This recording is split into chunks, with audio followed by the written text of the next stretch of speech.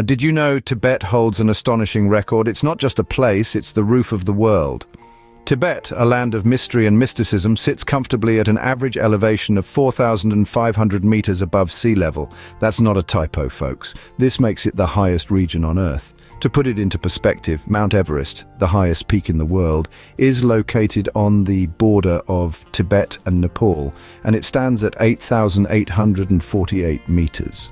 So, you can imagine how high the rest of Tibet must be to have an average elevation that's more than half of Everest's height. This high elevation significantly impacts Tibet's climate. The air is thin, with oxygen levels much lower than what we are used to.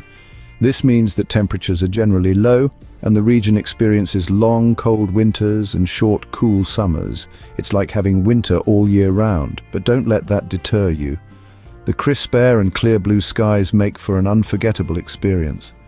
The people of Tibet have adapted to this challenging environment in remarkable ways. They have developed larger lungs and hearts compared to those at lower altitudes, allowing them to take in more oxygen with each breath. And it's not just the people. The wildlife in Tibet has also adapted to these unique conditions. From the elusive snow leopard to the Tibetan antelope, these creatures have evolved to survive and thrive in this high-altitude environment. Tibet's high elevation and unique climate have shaped its landscape and its people, creating a place that's unlike any other on Earth. It's a place where the sky seems to touch the ground, where you can literally feel on top of the world. With every step you take, you're walking on the roof of the world. So when we say Tibet is breathtaking, we mean it quite literally. Imagine stepping back in time each time you go for a walk.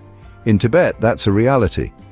Welcome to Barko Street, the pulsating heart of Lhasa and the spiritual hub of Tibet. It's a place where history and culture intersect, and where every cobblestone has a story to tell.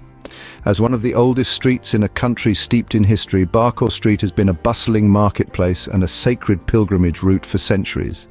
With a history dating back to the 7th century, this street is a living testament to the resilience and vibrancy of Tibetan culture.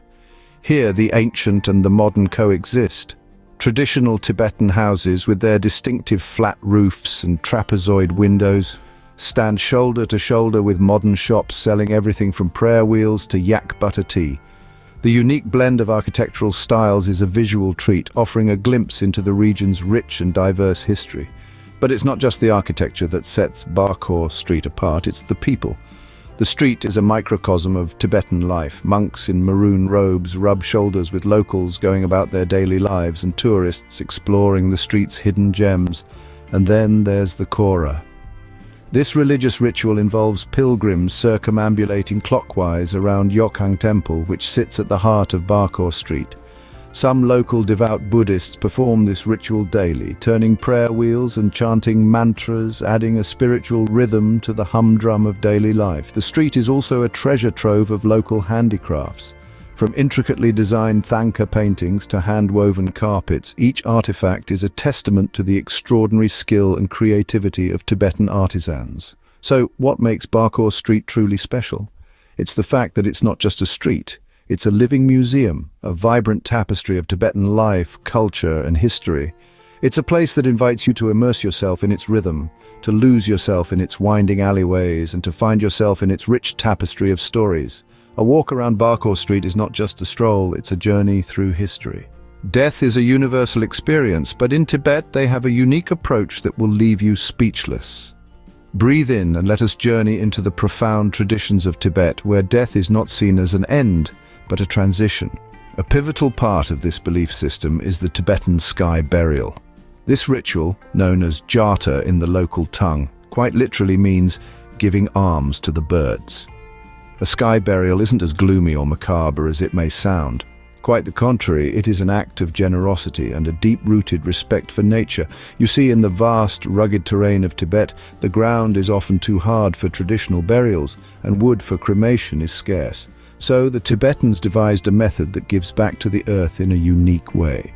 The ritual starts with the body being cleaned and wrapped in white cloth. It is then taken to a designated site, usually a high remote location, where it is offered to nature, specifically to scavenging birds like vultures.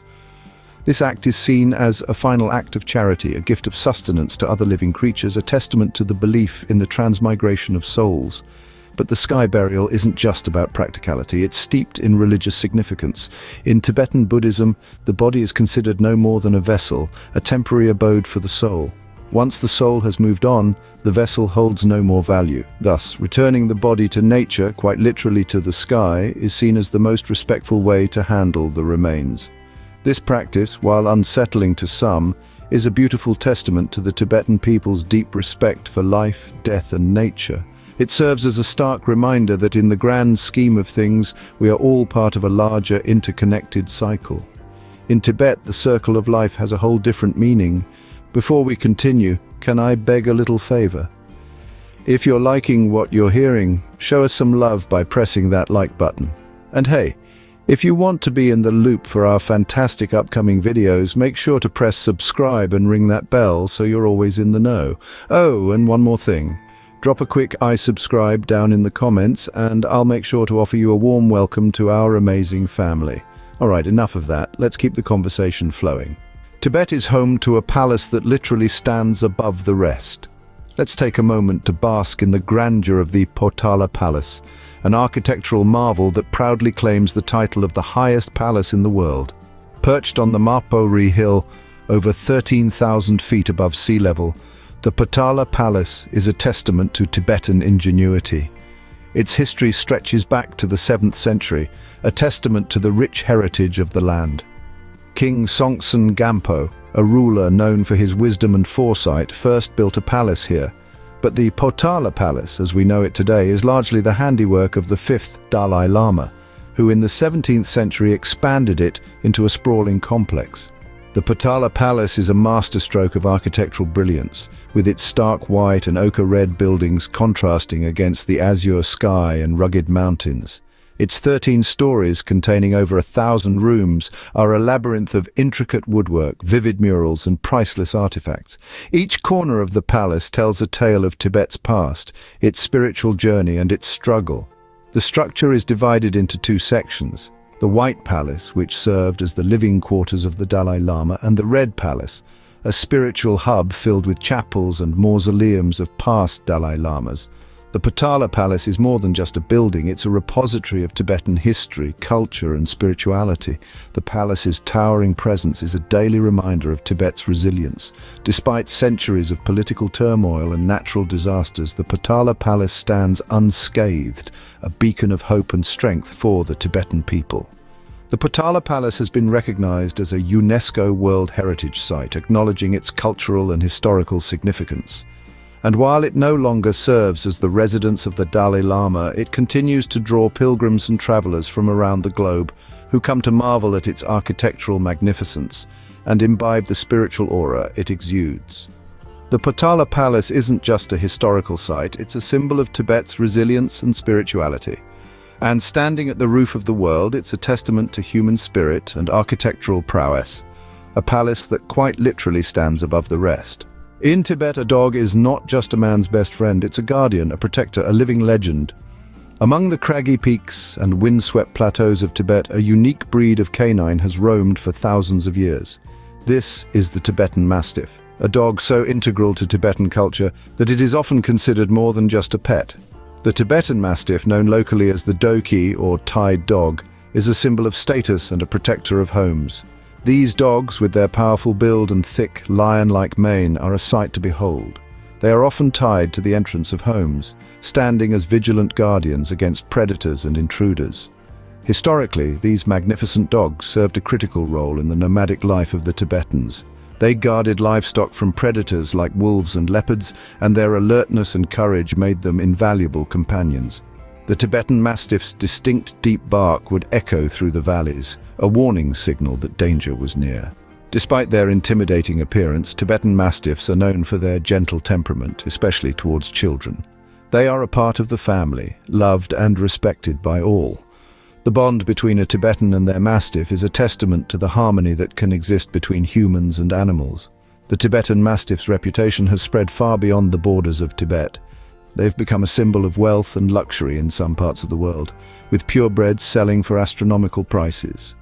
However, at heart, these dogs are still the same loyal guardians that have watched over Tibetan homes for millennia.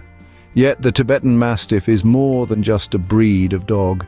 It's a living testament to the resilience and spirit of Tibet. Their story is intertwined with the history and culture of this rugged land, a reminder of a way of life that has endured through the ages. So there you have it. Tibet isn't just a place. It's an experience, a revelation, an adventure waiting to be discovered.